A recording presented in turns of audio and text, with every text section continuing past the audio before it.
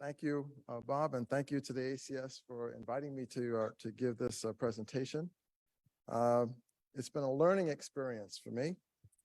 I am not a biochemist, and so I had quite a bit to learn from the prodigious intellectual prodigious output of Marie Maynard Daly.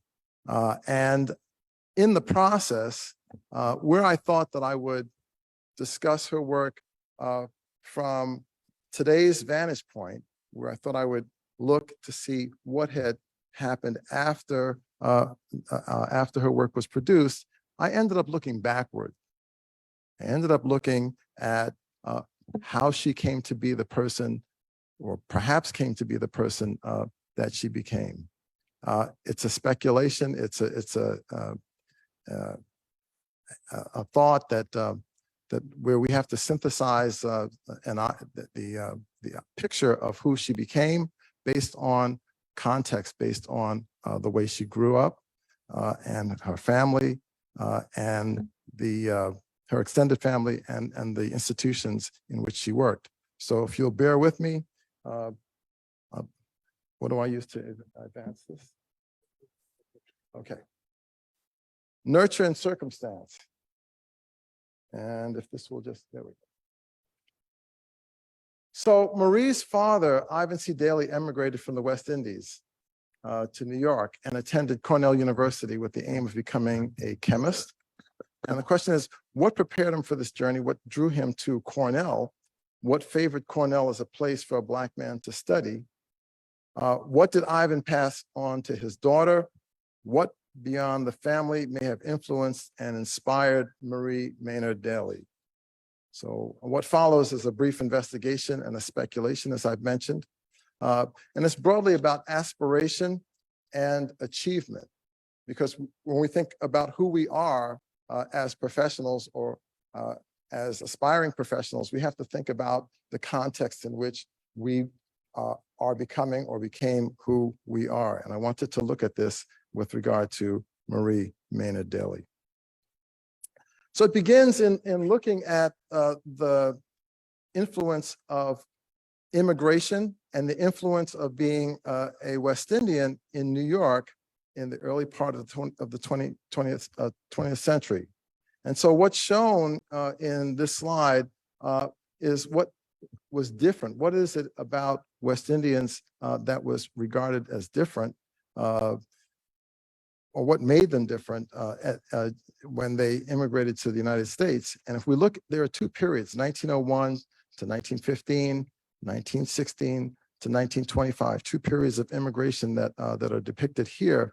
And what's shown is that with regard to professions, those who immigrated to the United States were somewhat more active in their professions than those who stayed. So you see 2.9% indicating activity as a professional, perhaps as a dentist, 2.2% of those who remained in Jamaica were active in those areas.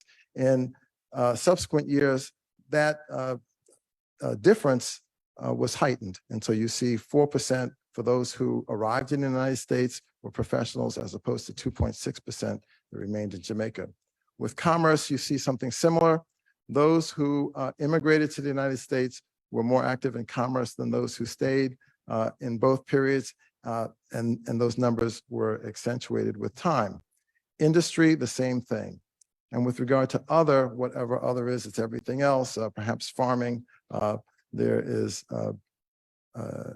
a distinction in the opposite direction. Why is it that we're talking about West Indians in New York? Turns out that they were a major percentage of the population. And what you can see over time is that the number who immigrated here increased steadily until the Johnson-Reed Act in 1924, which reduced that immigration to about zero. There were race-based legislation that led to this Johnson-Reed Act. How much of a difference does it make whether you are a native Black in New York at the time versus West Indian? Well, the numbers were small. So if you look at the population in New York, it's small relative to today, 3 million, 4 million, 5 to 6 million. But with regard to the number of Blacks in New York, the numbers are indeed very small. So in 1900, we have 60,000, 61,000 approximately, and that goes up steadily, but it never breaks the million mark. So when you consider immigration of West Indians into New York, they make a very big difference in the population. In 1924 alone, about 5% of the total Black population is West Indian. And by 1930, perhaps 10% of the total Black population is West Indian. This matters because there was a distinction that West Indians felt with regard to themselves relative to Native Blacks. And it matters also with regard to the way whites regarded Blacks in general. If we look at the way West Indians were regarded, there's always something about West Indians. If you're in New York, that's the way you might look at it, regardless of whether you were West Indian or not. There's something about West Indians. Today it's food. Then it was more about whether you were industrious, productive, how you behaved, how you spoke, etc. So children of West Indian immigrants were taken to fare slightly better than African Americans because their parents passed on some aspects of Caribbean culture. The second generation success is due to something in quotes about West Indians. We don't know really what this is, but these types of studies about culture in different immigrant populations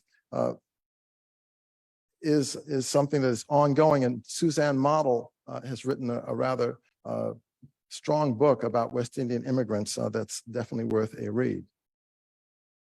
The author Polly Marshall writes, she wrote Brown Girl Brownstones. She writes to the first generation that jobs were a means to an end, a means to a brownstone, and a college education for their children, and to the much coveted status of middle class. West Indian women, in terms of their relations to Native Black American women, they considered themselves somehow different and superior. This is not something that we would condone, but this is a true immigrant experience. This is something that all immigrants engage in, distinguishing themselves from the native population, perhaps of the same ethnicity. So this is something that was prevalent. And so the distance that these immigrant women sought to put between themselves and Black women was often reinforced by the society. So a young man from the West Indies goes to Cornell, and we want to consider Marie Maynard's father. Cornell is special because it's the youngest of the Ivies, founded in 1865, and it was not affected by slavery. The older colleges, the Ivies specifically, there were slaves on campus. There's a tradition on these campuses which is very different. That includes, of course, Columbia. But there were traditions on these campuses that never visited Cornell. And so Ezra Cornell, when asked whether he would accept Black students on campus, said yes. In this note, he replied, "Send him," the student in question. So if we look now at Cornell and notable dates, it's founded in 1865, and by 1869, William Bowler from Haiti was admitted. And then there are some other notable dates and occurrences, but we get to 1873 and you have the first female graduate. Now we come closer to the 20th century, and in 1890, you have two graduates, Charles Chavot Cook and Jane Eleanor Datcher, who are cousins. They hail from the Black upper class of Washington, D.C. And they are the first two graduates who spent 4 years at Cornell. Datcher's degree is in botany. She goes on to teach chemistry at Dunbar High School, and Cook goes on to a professorship in English at Howard. All right, why ask about this? Well, because we want to have some idea of what it is that makes Cornell special and makes it attractive. But in this process, if we look at this sheet from Cornell and read down, you get to this area here, and there's something surprising.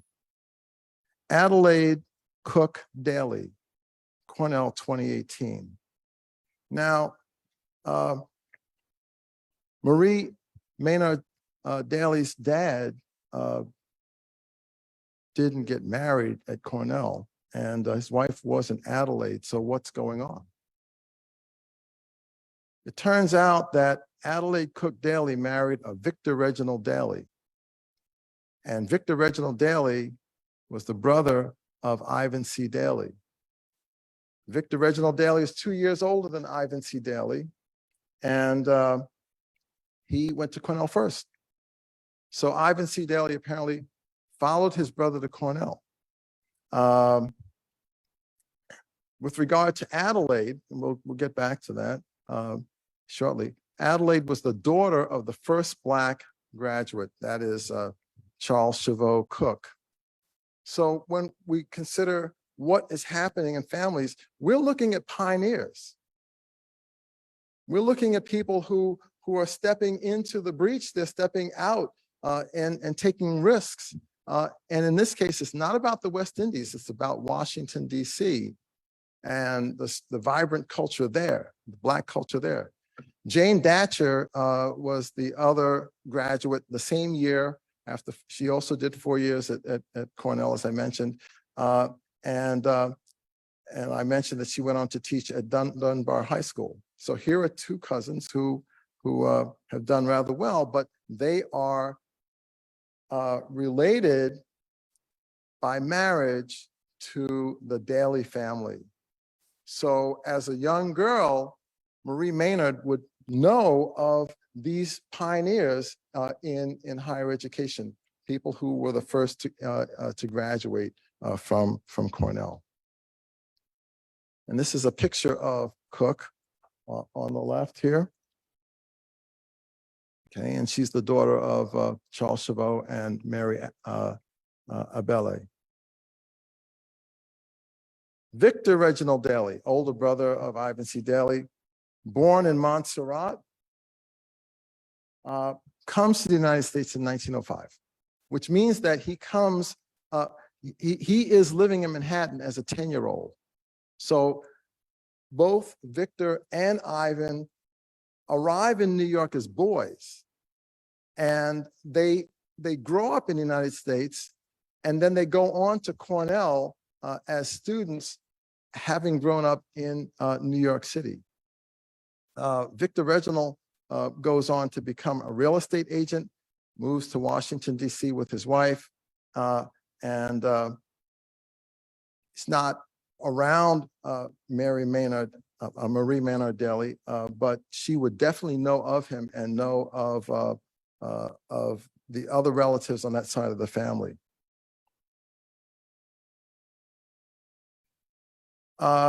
What's special about Washington? Well, there's a lot special about Washington. It had the abolition of slavery before the end of the Civil War, developed a vibrant Black middle class, and as far back as the early 19th century, churches had supported schools, literary and historical societies, and there were African Americans involved in Black-owned business and the development of numerous business districts. So we're talking about people who have high aspiration, who have stepped out, developing commerce, involved in education, and it turns out that about 20 cousins of the Datcher and Cook family went to Cornell. Now, on the other side, there's John Henry Page, grandfather, father of Helen Page, who became Ivan C. Daly's wife.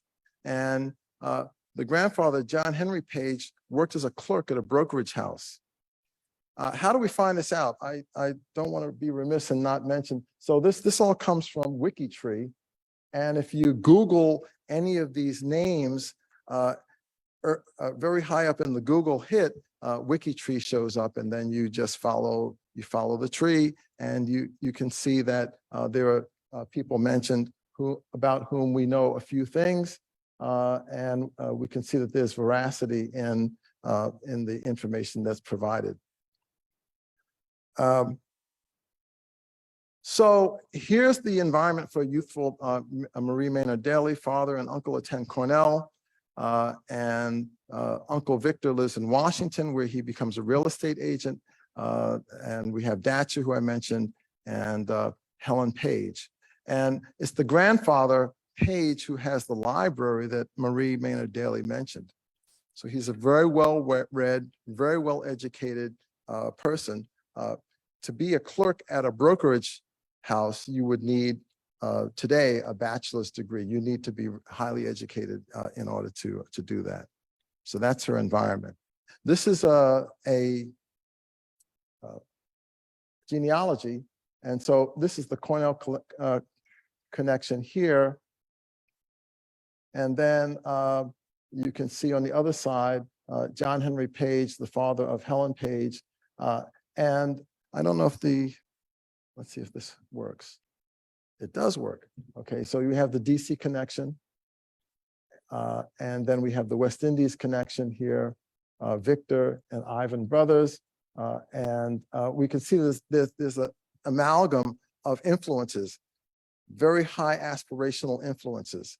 How does Marie Maynard become who she is? She's surrounded by people who have high aspirations. She's surrounded by people who have stories to tell about what can be done if you believe in yourself. And she is also in an environment where learning is of the utmost importance, and it's on both sides of the family. That's how we become who we are.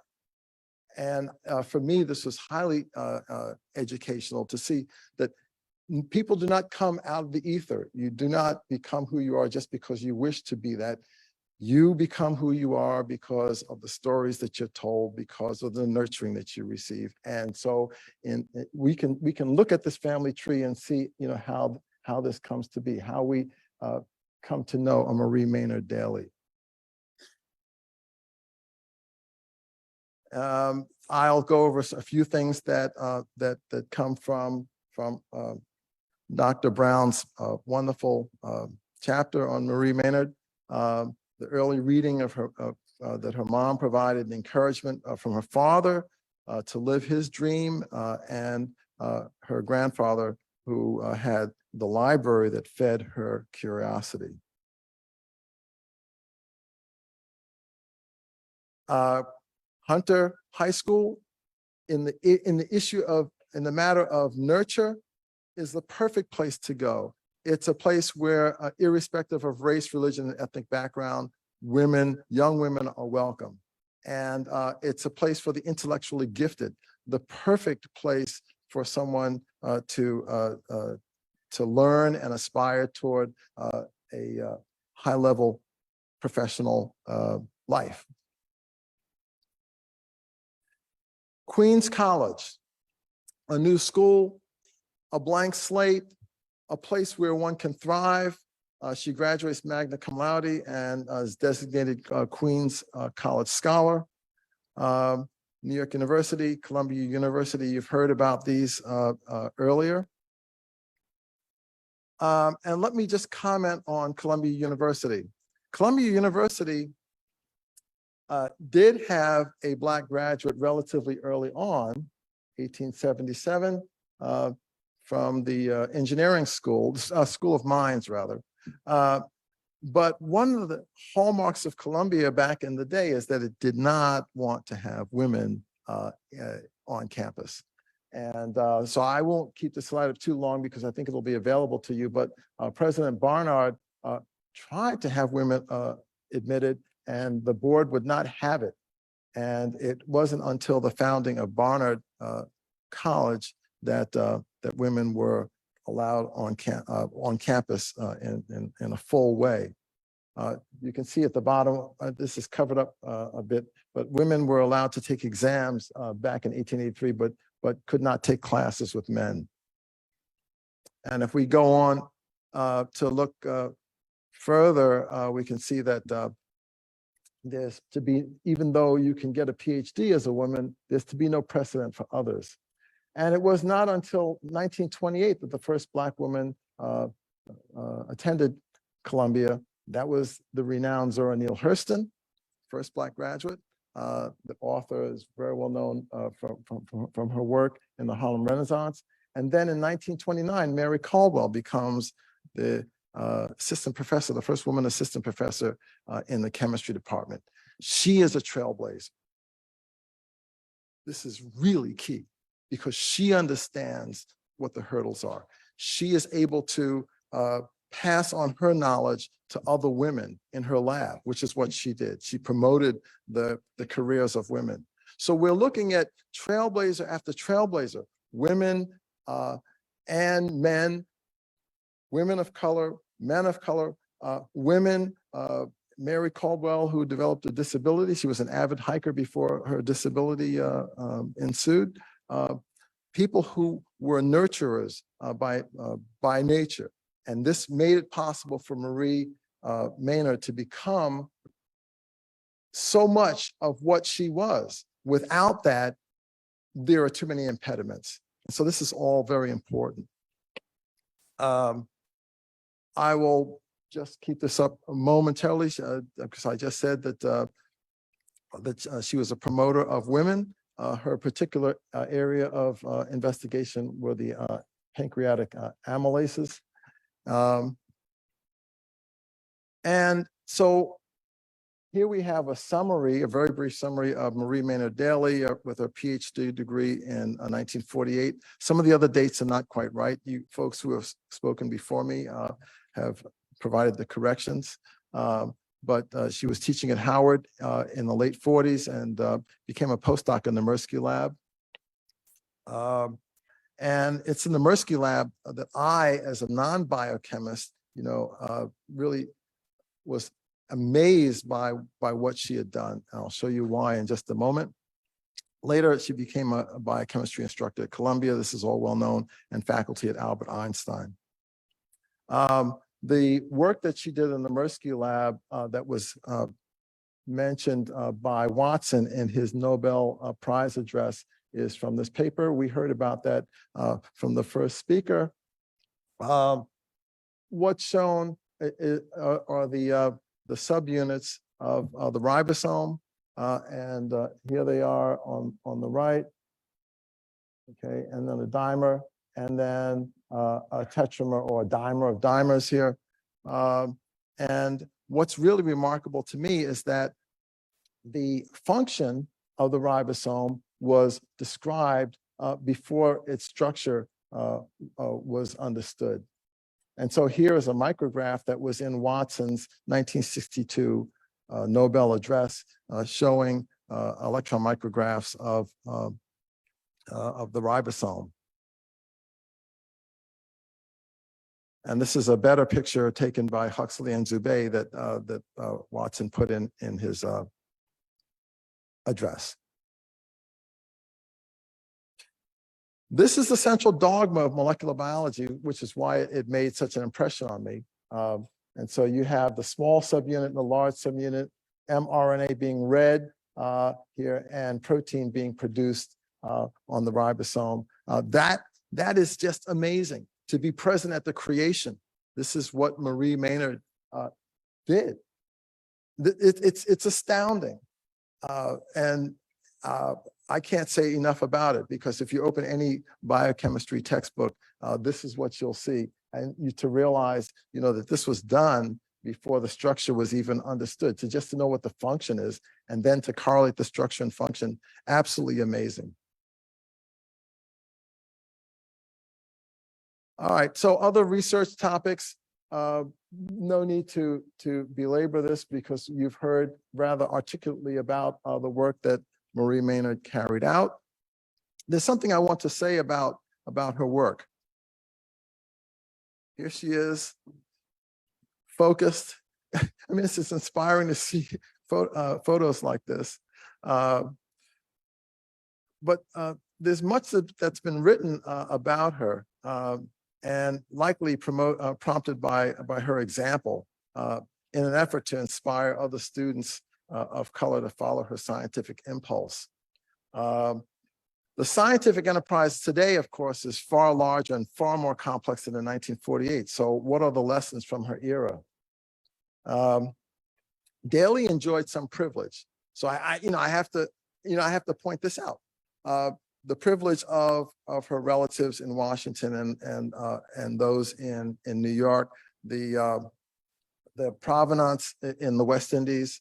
There's an advantage of birth, the West Indian and American middle class values in the early 20th century, a family that was imbued with great aspiration, a father and uncle, certainly a father who inspired her.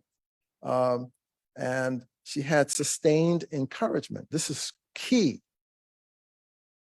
So what of today's first generation of aspiring chemists? This is really where I want to wrap up. What can we say about sustained family support? We know that this is important. Productive, high quality schools, supportive teachers, money, mentoring. As in Daly's day, the PhD and the postdoc are a finishing school. And I want to emphasize that because in the colleges, we often speak about mentoring, about having students who are coming here somewhat less prepared than we'd like go on to stellar careers. You can't start here.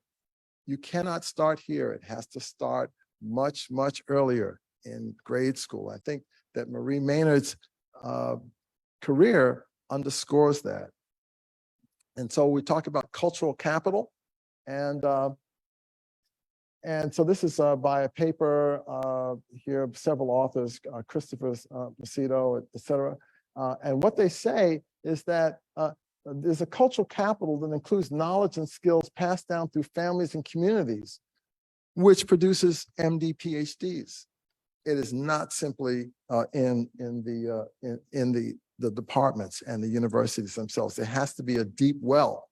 And in order to have that, it has to be a village that is raising the child. It has to be a city with its schools.